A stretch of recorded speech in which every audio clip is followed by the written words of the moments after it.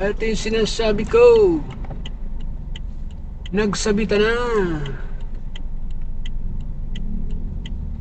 Blind spot.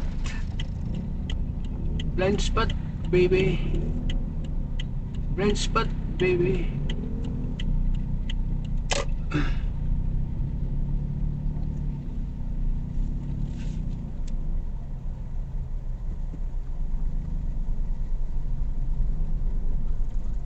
The vehicle ahead has started moving. Blind spot.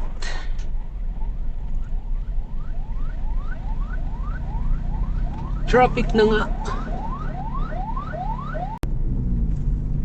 Kita nyo guys, no?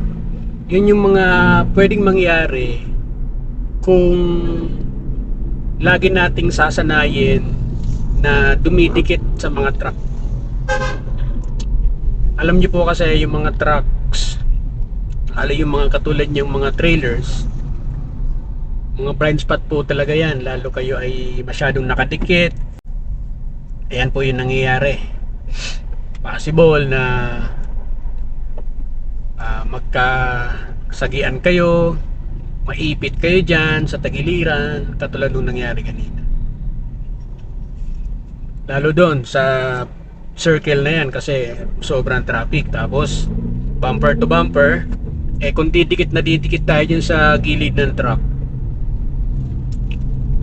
malamang po hindi kayo mapansin ng driver ng truck kasi blind side yun ng truck, blind spot yun nila.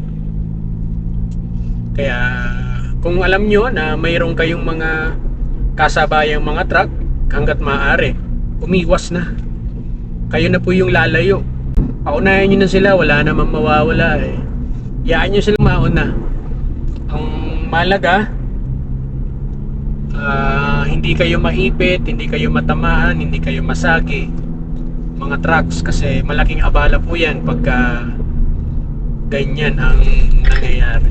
Napakahalaga ng dashcam kasi actually may mga pagkakataon na sometimes mga ganyang klase ng mga insidente, mas magandang mag-invest po kayo ng dashcam. Katulad nito, yung ginagamit ko ngayon na sa video, dashcam po ito guys. Ngayon, kung katulad ngayon dashcam yung gamit nyo, may pruweba kayo. I mean, mayroon kayong ebidensya kung sino talaga yung may mali. Kasi actually, kahit alam naman natin na